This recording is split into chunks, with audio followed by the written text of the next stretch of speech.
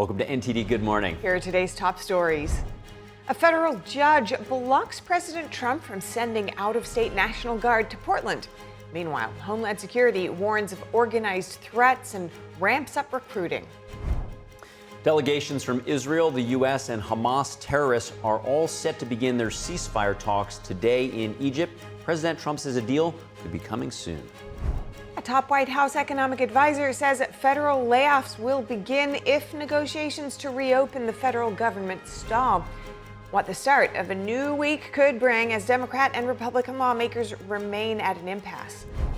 President Trump visited the world's largest naval station to deliver remarks at the Navy's 250th anniversary celebration, touting America's strengths and achievements.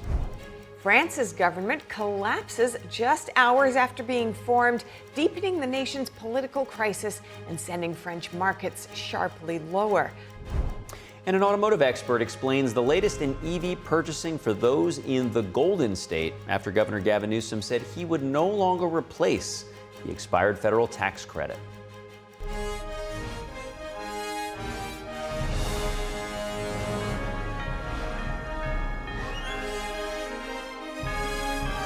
This is NTD Good Morning, live from our global headquarters in New York City. Here are Stephanie Cox and Carrie Dunst. Thank you for kicking off your week with us. Good to have you with us this Monday, October 6th. You're watching NTD Good Morning. In today's top news, the latest on anti-ICE protests in Portland and Chicago. A federal judge in Oregon yesterday blocked a move by President Trump to deploy members of the California National Guard or any other state's National Guard to the state. NTD's Daniel Monahan brings us more. The judge's ruling follows an earlier decision in which a judge temporarily blocked President Trump from deploying Oregon's own National Guard troops to Portland. What was unlawful yesterday is unlawful today. What was unlawful with the Oregon National Guard is unlawful with the California National Guard. Attorney General Dan Rayfield says Oregon will not participate in what he calls an attempt to normalize military use in American cities. All of us care about public safety, but you do that by working in partnership, and you do that by working in collaboration. And we do not use our United States military as a tool in political theater. Federal Judge Karen J. Immergut temporarily blocked the administration from deploying National Guard troops to Portland. Immergut was appointed by Trump during his first term. I wasn't served well by the people that pick judges, I can tell you. A Pentagon spokesperson said roughly 200 California National Guard members from Los Angeles were being reassigned to Portland. Oregon Governor Tina Kotek said about 100 had arrived Saturday, with another 100 en route.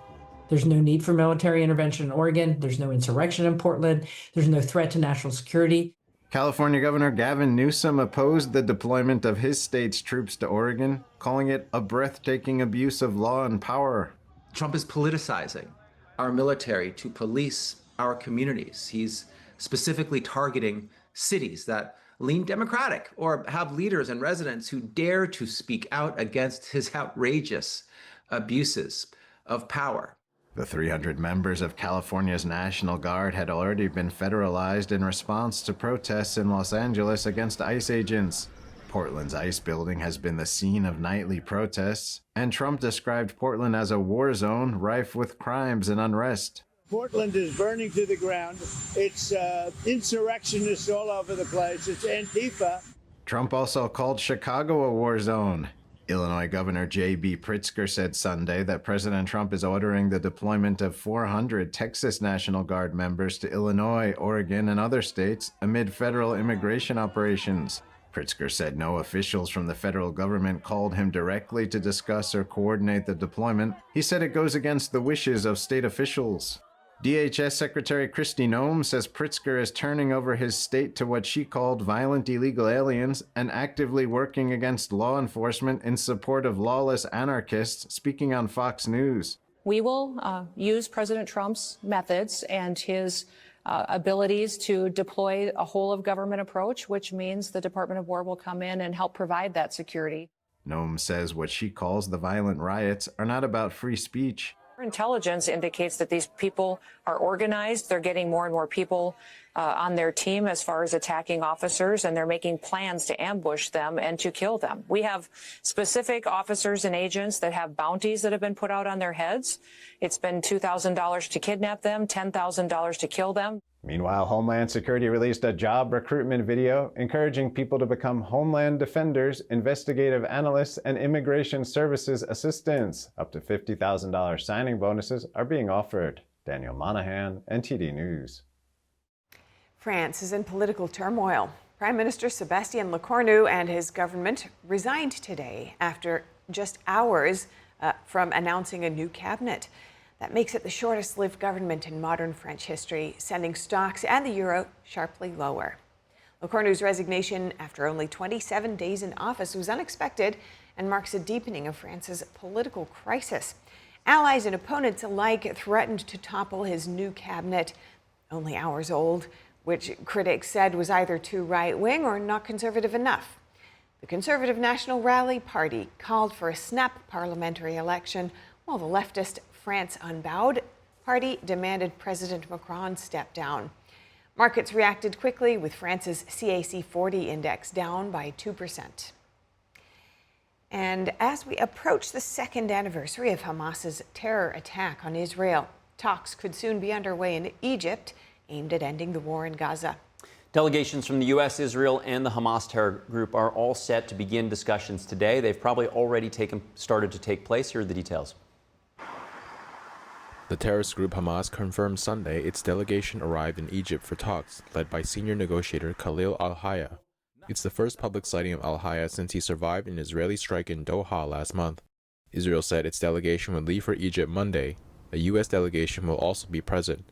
Speaking to reporters outside the White House Sunday, President Trump told reporters he thinks a deal is progressing quickly. We had some very good meetings. The countries of the world, a lot of the countries surrounding Israel, frankly, Muslim, Arab, and many others have had great meetings with Hamas, and it looks like it's working.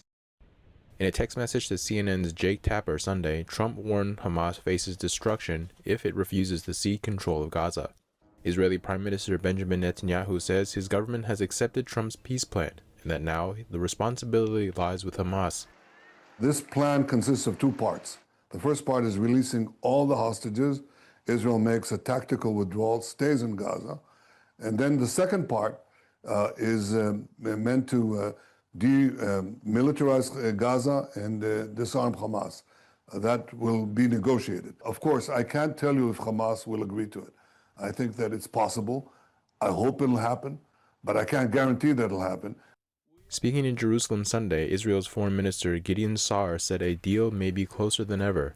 I hope that we are the closest to a hostage deal since the deal in January.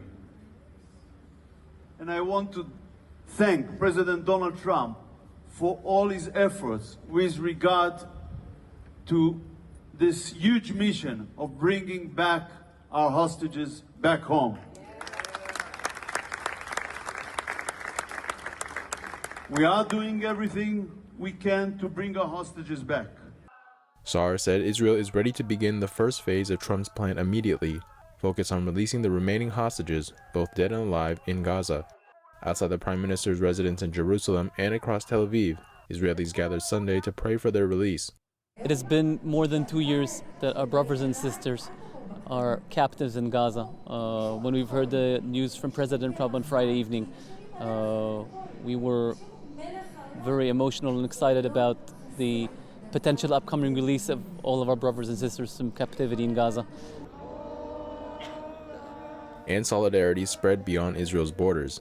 In Athens, Greece, people gathered outside the Israeli embassy, waving flags and singing Israel's national anthem to mark 2 years since the Hamas attack that started the war. Today there is an anniversary of the 2 years of the terrorist attacks in Israel of 7th of October, where I personally lost some friends, and there are still hostages in Gaza since that day. I hope with the new deal, the hostages to come back and celebrate at last peace in the Middle East. Under Trump's proposal, Hamas would release the remaining 48 hostages, surrender power, and disarm. In return, Israel would halt its offensive and withdraw from much of Gaza, release hundreds of Palestinian prisoners, and allow an influx of humanitarian aid. Trump says he's pushing for results within days, warning that time is of the essence, or quote, massive bloodshed will follow. Discussions about the first phase of the ceasefire plan are expected to wrap up by the week's end. Joining us now to discuss the fragile peace process is NTD News contributor Mike Leon, who's host of the podcast Can We Please Talk? Also with us is political analyst Gerard Filitti, who is a senior counsel with the Lawfare Project. Gentlemen, thank you for joining this morning. Mike, on Friday, President Trump called it a historic day when Hamas agreed to release all the hostages, and he was cautiously optimistic in that video statement. Now, though, on Sunday, and he's been warning that there'll be massive bloodshed if Hamas plays games. So will this time be different in dealing with Hamas? Yeah, good question, Kerry. Good morning to all of you. Funny enough, Jake Tapper is on my latest episode, Can We Please Talk? I actually recorded with him as he was texting with the president in this text exchange that he played yesterday on State of the Union and asking him these different questions. So very ironic, was not planned. But it was one of the questions I asked Jake in the follow-up was, what do you think here in terms of will this actually get negotiated? So let's just start at the high level here. First off, this 20-point plan that came out on Friday, Kerry, we read it on the show. And one of the things that was very interesting to me is first, as been mentioned in the package that played, hostages release, right, on both sides of this, and specifically the 48 hostages still remaining outstanding, and obviously some freeing of some Gazans. I think that's great, and that's already been agreed upon. I know Secretary of State Marco Rubio said that on NBC News yesterday. But I think the second part of this is where the real negotiation phase is going to come in here, Kerry. And I know the president is making threatening words in that Truth Social post, but I hope that cooler heads obviously prevail with respect to the peace talks that are going to happen, because the second part of this is how do you get Hamas out of the region, and this ISF and creating this force that will patrol Gaza and control Gaza, and then we can figure out governmentally what takes place there in the region. But that's going to be the biggest sticking point in all of this. I'm glad to see that there will be hostages released out of all of this. I know the president posted that on Truth Social, didn't necessarily say that. He did say it in text to Jake Tapper, but I think that there's a light at the end of the tunnel in all of this, no pun intended. Yeah, and Gerard, as Mike's alluding to, Hamas has frequently been very challenging to do any kind of negotiating. And of course, the adage is you don't negotiate with terrorists. More hawkish voice like Lindsey Graham and many inside Israel, they're terming Hamas's statement on Friday as not an acceptance of the 20-point Trump plan, but saying it's a yes, but. What are your thoughts? They're absolutely right. It's a yes, but the same as we've seen for the last 2 years. Look, the fact is we've been here before. We've seen negotiations that have successfully led to the release of hostages before during the past 2 years. But all of those discussions, all of those ceasefires have broken down.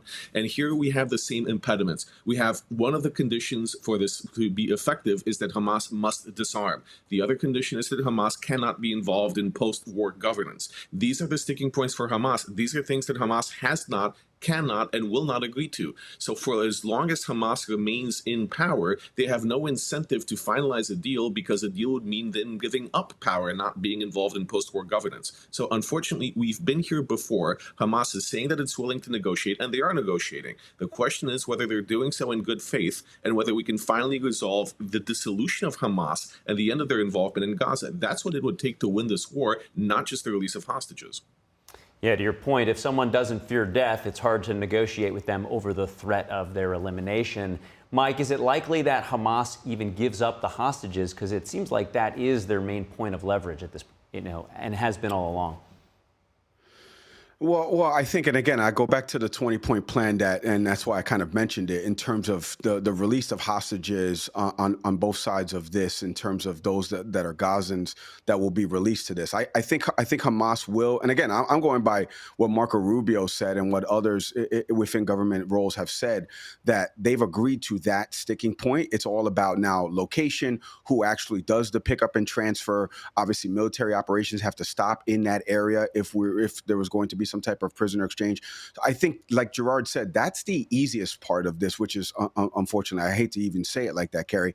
That's the easiest part of this, the hostage exchange. The harder part is really about Hamas and the future of Hamas. And Hamas knows that any sticking point of them, vacating the region, not being involved in government or policy or anything like that is going to be something that they're never going to sign off on. So now the question really becomes, after the prisoner exchanges, what becomes of that sticking point? Because that sticking point is why we're still here at 2 years. Benjamin Netanyahu has said it vociferously different times. He said eradicate Hamas, which is tough in and of itself. But then he's also said Hamas cannot be in the region and cannot control it anymore.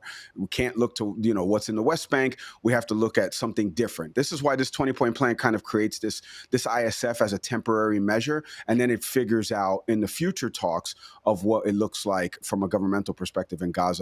That's a huge sticking point. I don't know how you negotiate that, Carrie, just to finish on a bow with what you just said. They don't fear death. So how do you negotiate with that? And just to kind of recap kind of how we've gotten to this point, of course, the second stage gate doesn't really matter if the hostages are not returned, and any celebration of that alone, which people are on the streets celebrating already, would be premature. But Witkoff pulled his team out and said there's no negotiating with Hamas. They're not serious. Then Israel went in very vigorously into Gaza. So, Gerard, in your view, what was, if there's a single breaking point, what was it that has brought them back to the table? Why are we here now? I think the acceleration of the involvement of President Trump, ironically, has helped bring them to the table, and Israel's bombing of attempted assassination in Qatar. I think what's different now is that Trump's plan has significant buy-in from the Arab world, from different countries in the Gulf, all of whom would be involved in post-war reconstruction. And they're all, quite frankly, tired of this war. They're tired of Hamas. They don't want the risk of attacks on their countries for harboring these terrorist leaders. And there is increasing pressure from the Gulf states on Hamas to cut a deal to end this conflict. I think that's the major point here, that this plan actually puts forward a realistic way for Gaza to be reconstructed, redeveloped, and ruled autonomously by Palestinians in the post-war period. And that's getting Gulf buy-in. That's putting pressure on Hamas. And whether or not that's ultimately effective remains to be seen. But that's what's changed here. It's Trump's personal involvement, the attack on Qatar. These things have actually pushed the Arab countries to supporting a quicker end to this resolution, to this conflict. And Mike, as Gerard brings up Qatar, how crucial was Trump's trip to Doha, which, Qatar has been widely seen as the artery by which Hamas then is able to operate outside of its Gaza confines. So how important was Trump's, building rapport and relations and investment from Doha? Well, as you've seen, Kerry, in his first administration with the Abraham Accords, the relationship he has with Saudi Arabia and MBS, like he has tried to build these bridges and build these relationships. I will give him credit. I said it yesterday on the show. There's a lot of other pundits that won't give him credit because they don't ideology-wise align with the president. But if he does something good, you have to give somebody credit. And in this, to piggyback on what Gerard said, this 20-point plan, there's a line in here that Israel will not occupy Gaza. For anybody, and again, I have my niece is Palestinian. For anybody that's Palestinian that has read that line, that Gazans can go back, freely can go back, and Israel will not occupy Gaza. I mean, those are huge things that have not been written out in paper form for a while, Kerry. So to see that, you have to give somebody credit for doing that. Well, who's the person that you give credit for, right? It's the commander-in-chief. It's the president of the United States currently, and that's Donald Trump. And so there's a lot of pundits that won't do that. I will do that this morning. But also, to Gerard's point, we've got to negotiate with this terrorist organization, as noted by all Western countries. So that's going to be the harder part. But I think to your broader point, Kerry, when he went on this trip, obviously the first issue that's going to be talked about outside of economic factors and things like that is going to be the war in Gaza and how do we bring this down. And to Gerard's other point, the other Arab countries in the area, Egypt, Jordan, they've all like, that's enough. Like, when can we put this conflict to bed? And I think his involvement in all of this, him getting folks to the negotiating table, and then coming up with this 20-point plan that truly, truly secures the future for Gazans out there without Israel is control and interference. I don't have any other words for it today, so don't take the words that I'm using with the tone. But taking that out of the equation, I think President Trump has to get a lot of credit for this, like Gerard said. And Gerard, just as we finish up, the two things I want to get your views on is the venue not being Qatar, being Egypt, the first country to normalize relations with Israel, as well as the involvement of the Palestinian Authority, who Netanyahu accuses of incenting families who have family members who commit terror. Well, that is a fair criticism of the Palestinian Authority, the so-called pay-for-sleep policy. But at the end of the day, the Palestinian Authority is the representative of the Palestinian people. They are the ones who have most frequently been elected to be their representatives, and they are the voice of reason in the room that's crowded by terrorist organizations that commit atrocious attacks. The use of Egypt is significant in another way as well. It's that border, that land crossing into Gaza, that way that they're very significantly involved in here, because Egypt doesn't want terrorist attacks either. They don't want Hamas operating within Egypt. They don't want the illegal smuggling of weapons into Gaza. So they're very much involved in this, and them at the table sends the message that this is a very serious plan that Hamas needs to take seriously. At the end of the day, the suggestion here may also be what happened with a PLO, which is if they have the recognition, if people in Hamas, if Hamas members recognize the existence of the State of Israel, accept the existence of the State of Israel, and promise to lay down arms, even if they don't do so right now, that may be the pathway forward to the next stage of the deal. So I think that's what we may see coming out of Egypt today. Gentlemen, appreciate your analysis this morning. Gerard Filitti, Mike Leon, thank you. Thanks, Kerry. Thank you. New attacks are increasing tensions along the Russia-Ukraine border. Fresh shelling reported in Russia's Belgorod region and deadly airstrikes hitting cities across Ukraine. Russian officials say Ukraine's overnight shelling knocked out power to thousands of homes in Belgorod. The region's governor said today that emergency crews restored power to most customers by morning, but more than 5,000 remain without electricity. Meanwhile, officials in Ukraine say at least 5 people were killed after Russia launched missiles and drones across 9 regions overnight into Sunday, striking homes and energy facilities. The western city of Lviv suffered its deadliest strike of the war. Officials say 4 members of one family were killed when their residential building was destroyed. President Volodymyr Zelensky has called for more air defenses, saying Russia's attack targeted everything that ensures people can live a normal life. Still to come, a top White House economic advisor says federal layoffs will start if negotiations to reopen the government go nowhere. Howie says lawmakers can avoid it. And President Trump visited the world's largest naval station to deliver remarks at the Navy's 250th anniversary celebration, touting American strengths and achievements. Those stories after this.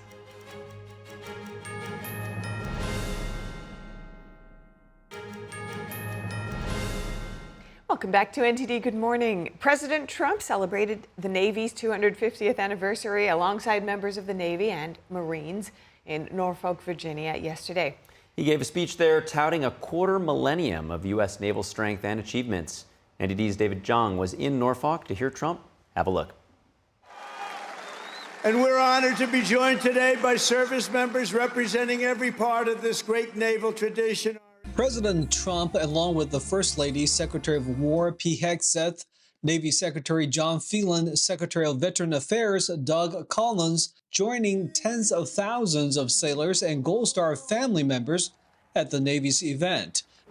Generations of sailors have kept America free because of their presence on the high seas.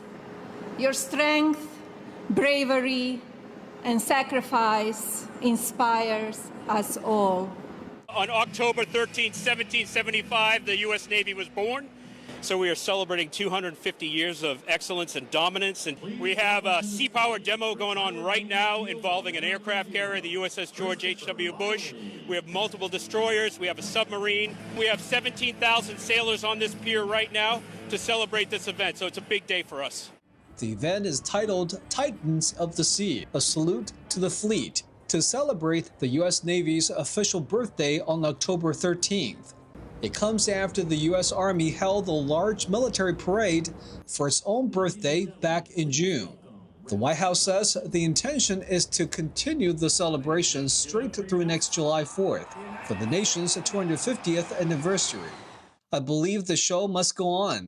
Trump posted Friday night on his social media site, Truth Social, in the midst of the government shutdown, as military personnel are working without pay. We will get our service members every last penny. Don't worry about it. It's all coming. It's coming. And even more because I'm supporting the across-the-board pay raises for every sailor and service member of the United States Armed Forces. I was motivated to join the Navy by my older sister. Just seeing the kind of leader she'd been developed to at the Naval Academy and, who she become and, I wanted to emulate that in my own life and, be more like her. Trump's visit comes just days after he addressed the senior military leaders in Quantico, Virginia, where he shared his vision for America first and peace through strength. He also talked about the importance of mobilizing the military to protect ICE agents and cracking down on violent crimes in large cities if necessary. Trump has also engaged the military in an armed conflict with drug cartels, designated as foreign terrorist organizations. So far this year, the U.S. military has carried out 4 strikes on boats in the Caribbean that Washington says were involved in narcotics trafficking bound for the U.S. But I've also pledged the largest ever investment in our military's history. We're spending over $1 trillion. We've never had anything like that before. $1 trillion on our military.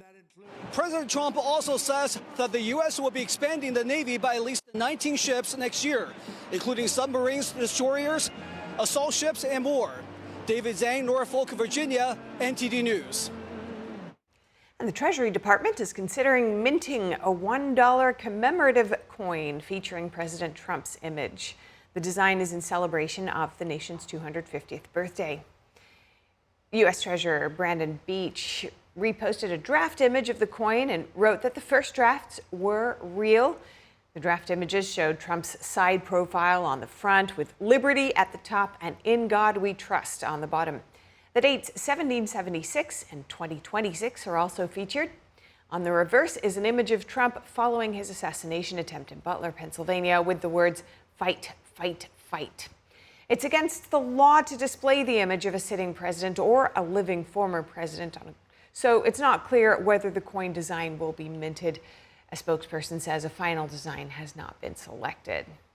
We'll keep you updated there. And next, top White House economy official Kevin Hassett says layoffs among federal workers could begin soon if talks with Democrats to reopen the government don't make progress. But he says the administration remains hopeful that a deal can be reached before that happens. Everybody in the White House wants that not to happen. What we want is we want the Democrats to come forward and to make a deal that's a clean, continuing resolution that gives us 7 more weeks to talk about these things. I think that if the president decides that the negotiations are absolutely going nowhere, then there will start to be layoffs. But I think that everybody's still hopeful that when we get a fresh start at the beginning of the week, that we can get the Democrats to see that it's just common sense to avoid layoffs like that. Hundreds of thousands of federal workers were ordered to stop work after Congress failed to pass a spending bill last week. Democrats want Congress to extend Obamacare subsidies set to expire this year, while Republicans say any measures on health care should be brought up separately. The Office of Management and Budget Director has said the administration could use the shutdown to reduce the size of the federal workforce. President Trump has blamed Democrats for any layoffs that happen because of the shutdown, saying the shutdown is their responsibility.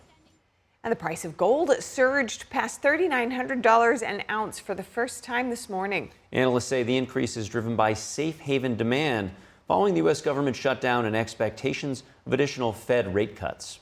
Spot gold, or the price you can buy right now over the counter, was up 1.1% at $3,929. Gold futures were up 1.2% and $3,954. A future is a contract to purchase or sell at an agreed-on price for a specific date into the future. The price of gold has climbed 49% so far this year, following 27% in 2024. Now, the increase in price is helped by central bank purchases, increased demand for gold-backed ETFs, a weaker dollar, and growing interest from retail investors. The Supreme Court returns today for a new term. The justices are hearing cases that could influence constitutional rights, federal powers, and election rules across the country. Among the most high-profile disputes, challenges to Trump's use of emergency powers to impose tariffs on countries including China, Canada, and Mexico over the trafficking of fentanyl into the U.S. The court will also revisit limits on the president's authority to fire top government officials, a test of executive power that could overturn a 90-year-old precedent. Another major case this term centers on transgender athletes, with Idaho and West Virginia defending laws that bar men from competing in women's sports. The justices will also revisit Louisiana's congressional map, a redistricting case that could shape the balance of power in the next year's midterm elections. Other cases this term include state bans on so-called conversion therapy, Hawaii's gun restrictions, and whether defense contractors can be sued for terrorist attacks overseas. Police in Montgomery, Alabama, are calling for the public's help after a shooting downtown left 2 people dead and a dozen others injured. City leaders are vowing accountability for everyone involved. We're not going to normalize this. We're going to do whatever we can, not only to arrest those responsible, we're going to do whatever we can to arrest those connected in any way, who knew what may have happened or who knew what could take place. We're not going just to stop with those folks that were pulling the trigger last night. For us, it's a lot deeper than that because the impact is a lot deeper than that. Police say rival gunmen opened fire just before 11:30 Saturday night near the corner of Bibb and Commerce Streets in the city's downtown entertainment district. 14 people were shot, 7 of them under the age of 20. A 43-year-old woman and a 17-year-old boy were killed. Investigators say the shooting began when someone targeted one of the victims, prompting others in the crowd to draw their own weapons and fire back. Police have appealed to the public for information about the shooting. A $50,000 reward has been offered for information that leads to arrests. And former NFL quarterback and Fox Sports analyst Mark Sanchez was hospitalized after a violent fight in downtown Indianapolis early Saturday, leaving him stabbed multiple times. He has now been charged with battery, unlawful entry of a motor vehicle, and public intoxication. Police say the 30-year-old ex-quarterback got into a dispute with a 69-year-old truck driver outside a hotel loading dock. Authorities say Sanchez accosted the driver, threw him to the ground, and then attempted to block him from calling in his manager. The driver used pepper spray and ultimately stabbed Sanchez, describing it as self-defense. Sanchez suffered stab wounds to his upper torso and remained hospitalized and in stable condition. The truck driver sustained a cut to his face. Sanchez played 10 seasons in the NFL, including 5 with the New York Jets, and we're going to keep you updated on that. Next, a group of 3 scientists have been awarded the 2025 Nobel Prize in Medicine. The Nobel Committee made the announcement today at a ceremony in Stockholm, Sweden. The committee gave the award to Mary E. Brunkow, Fred Ramsdell, and Shimon Sakaguchi for their groundbreaking work with immune system tolerance. Scientists discovered how regulatory T cells work with our immune system to protect us from microbes trying to invade our bodies. The Nobel Committee chair said their discoveries have been decisive in the field of immunology. And coming up, the death toll in an Indonesian school collapse has risen to 54. What officials are saying about the deadly incident as the search for survivors continues. We're going to have that and more. We'll be right back.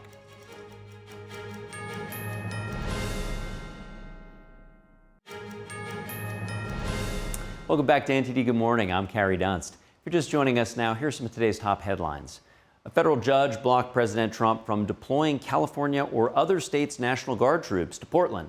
The ruling followed an earlier decision against using Oregon's own Guard. Oregon and California officials are stating that they're pushing back on Trump in his effort to send the National Guard to Portland, Oregon.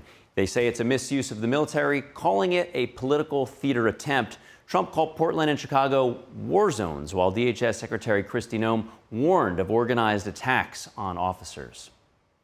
And delegations from Israel, Hamas terrorists, and the U.S. all head to Egypt right now for talks aimed at ending the war in Gaza. Trump says progress is moving quickly, and he warns Hamas faces destruction if it refuses to surrender control of Gaza. Trump says the first phase, centered on releasing hostages, could be completed within days. And with the federal government still shut down, a top White House economic advisor says layoffs will begin if negotiations go nowhere. The administration and Republican lawmakers want Democrats to make a deal for what they call a clean continuing resolution to get the government up and running again. But Democrats want Congress to extend Obamacare subsidies, which are set to expire this year.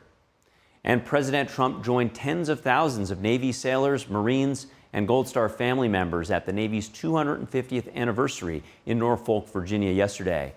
He gave a speech touting a quarter millennium of U.S. naval strength and achievements. Trump also said the U.S. will be expanding the Navy by at least 19 ships next year, including submarines, destroyers, and assault ships. Those are this morning's top headlines. Steph, with that, over to you. Thanks, Carrie. Next, as the Chinese Communist Party marks 76 years of rule, Chinese people in the U.S. and worldwide are protesting its brutality and tyranny. Let's hear their stories and what they're standing up for. NTD's Flora Hua has this report.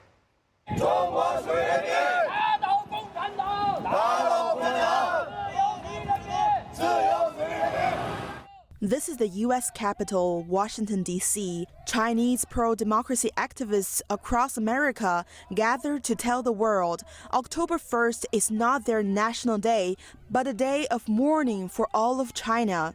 During times of peace, tens of millions of Chinese people have died under the CCP's tyranny. From the violent political campaigns and the Great Famine to the Tiananmen Massacre and the COVID-19 pandemic, these Chinese protesters marched in front of the Chinese embassy, Capitol Hill, and the White House. Younger generations also took part in the anti-CCP movement, raising awareness of the Chinese regime's tactics. On one hand, the CCP maintains authoritarian rule through repression. On the other hand, it uses united front tactics to deceive and divide us. Moving north to Canada, Taiwanese, Hong Kongers, Tibetans, Uyghurs, and people from different backgrounds also held anti-CCP demonstrations in front of the Chinese consulate. CCP lies, people die! Falun Gong, a spiritual discipline originated in China, has been persecuted by the CCP for over 25 years. International rights groups report that the regime even steals organs from imprisoned practitioners for huge profits. The CCP trades in live organs and continuously imprisons dissidents who oppose it. This, among other actions, represents the greatest harm that totalitarianism has inflicted on our present generation of human civilization.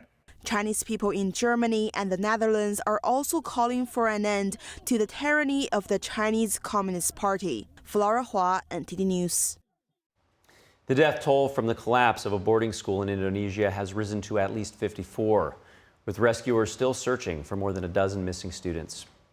Hundreds of teenage boys were gathered for prayers at the Al-Khazani Islamic boarding school in East Java when the building suddenly caved in last week. By yesterday, rescuers had cleared 80% of the debris and uncovered bodies and body parts of the victims. Officials say it's Indonesia's deadliest disaster this year as crews continue clearing debris and recovering victims from the rubble.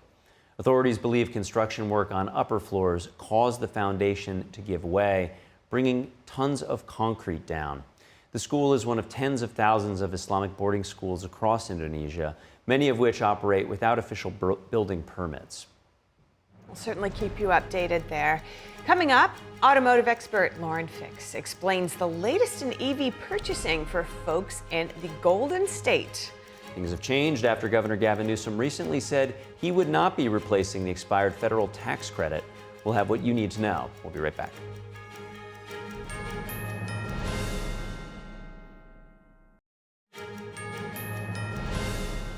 Welcome back to NTD Good Morning. California Governor Gavin Newsom recently announced that California would not fill the gap as promised after federal tax credits for EVs expired at the end of last month. Joining us to discuss is automotive expert with Car Coach Reports, Lauren Fix. Good to have you with us this morning, Lauren. How is this going to impact people in California who are thinking of buying an EV? I think it's going to be a problem, especially because Gavin Newsom, who is the governor, is saying that he wants all electric cars by 2030. Of course, he will not be in office at that time, so that's going to make some changes right out of the box. But making promises to consumers who had relied on that $7,500 tax credit, had relied on that charging credit in order to make the car at least more reasonable, didn't turn out as planned. Initially, the plan was to try and get the average person, the middle income earner, to be able to purchase a vehicle. And what ended up happening was the people that were wealthy, who made 4 or 5 other cars, made big money, well over $500,000. Those are the ones that ended up using the tax credit, and it didn't go as planned. So consumers that are lower income certainly could not afford a new car, higher insurance, and the charging infrastructure, because if you're renting, there's no chargers. And so that means you have to use public charging, which isn't enough. So he made a lot of promises, but now he is reneging on all of them. And I also want to look at, because he's planning to invest the money that he had promised into those chargers, but presumably there will be some lag there if people just stop buying them as much. It's a wonderful promise. However, there's $68 billion in debt. So if you don't have the money for the infrastructure, nothing's going to change. How would he raise the money? Raise the taxes, which is not good because California is the #1 state people are leaving because it's too expensive to live there. Now, I have a lot of friends that live there. It's not easy to just pick up and go. I live in New York State. I would do the same thing if I could, but you can't. When you have family and business, it's not easy for the average person to do that. So what's going to end up happening is they're going to raise the taxes. That money will go to fill in their general budget, which is way off base. And now they got another problem with the oil refineries, which are starting to close down. And now they're realizing this is a problem because you need fuel. And so now you have a lot of very unhappy people. And this is definitely going to impact the governor's race that's coming up in November. Tell me more about that. Well, that's going to be interesting. I don't usually cover politics, but I do cover the transportation side of that. And so it's really important to see that when you make costs too high for any consumer, no matter how much you earn, no matter where you are. Most of us live paycheck to paycheck. And when you make it more difficult for people by raising the cost of fuel, and if you look at fuel costs by using something like Gas Buddy, you'll see that the average cost of fuel is under $3 a gallon in the entire country, except for California, where I was literally just there last week, and it was $4 a gallon. So when you raise the prices $1 a gallon more, plus the cost of living is higher, and now they're going to start raising electric bills for those who have EVs to be based off your income. So the more you make, the higher your electric bill. Is definitely going to discourage people. And another factor that's really interesting is when you purchase an electric car in California, and this was true in other states, and this is now officially gone, so you know in advance, that if you purchased an electric car, you got access to the HOV lanes.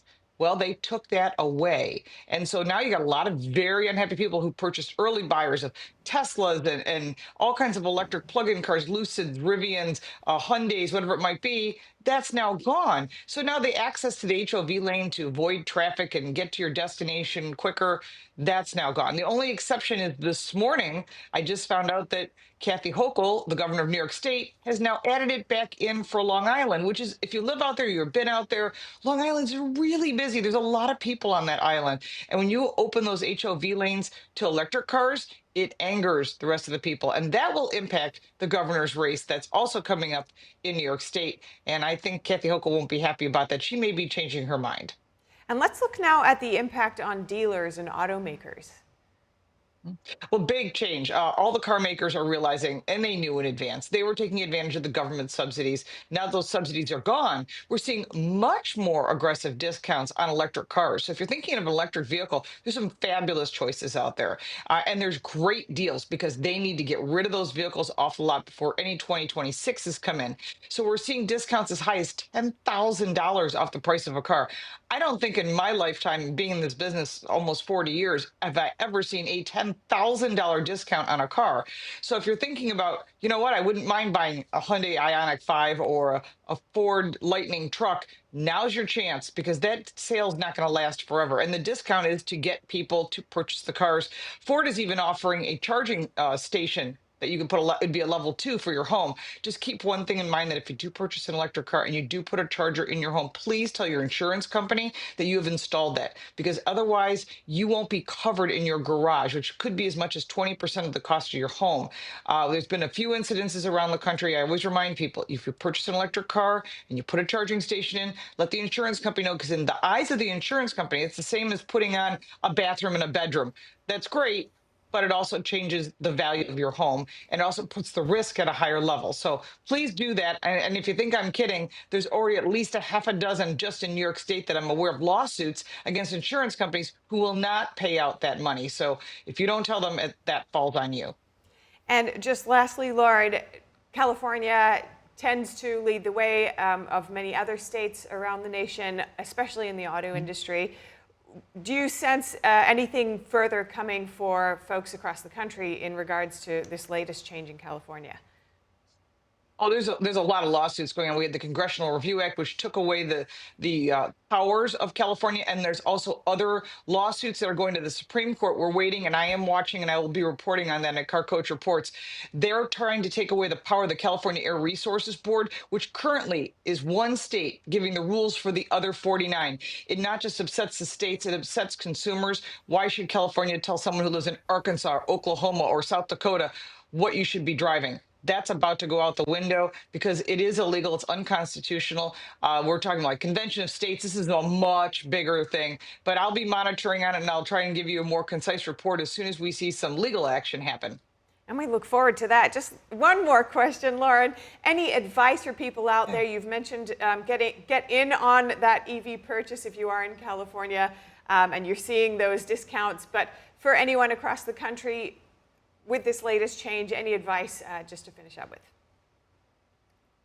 Sure, there's a lot of good deals on cars right now. Car sales are still off from what they were, not just on electric vehicles, but on all vehicles. They want to get rid of, today is actually a really good, at the end of the month, end of October, you're going to see some fabulous deals. You're going to want to get rid of all those 2025s that are sitting on the lot. We're currently driving only 2026 models, and we're starting to see 2027 models. So that means anything that's a 25 or a 24 that's sitting on any lot of any brand, there's a deal to be had. So if you've been waiting and thinking, I'm just waiting for interest rates to drop, hopefully they'll drop before the end of the year. But right now, at the end of the month, is your best time to make a great deal. Thank you so much. Lauren Fix, as always, great to speak with you. Thank you. Very interesting. We knew when the federal tax credit, which was big if your income qualified at $7,500 off the cost of the car, we knew when the government pulled that, there would be reactions. But I think people expected there to be a continuing incentive in California because there's such a big push by Governor Gavin Newsom and that state for going all electric. So seems like people were maybe caught unprepared for those changes happening in California. That's it. He'd said that he decided that the state actually didn't have the funds to continue with that promise that he had initially made. But I think the timing was very close. So it was pulled, and then suddenly it just wasn't there. And then the manufacturers look like they're making up the gap. They just want to get them off the lot. So as Lauren said, might be a good, despite the loss of the credit, it might be time to strike while the iron's hot if you want an EV. So. Could be. Stay with us. We've got much more coming up in the next hour.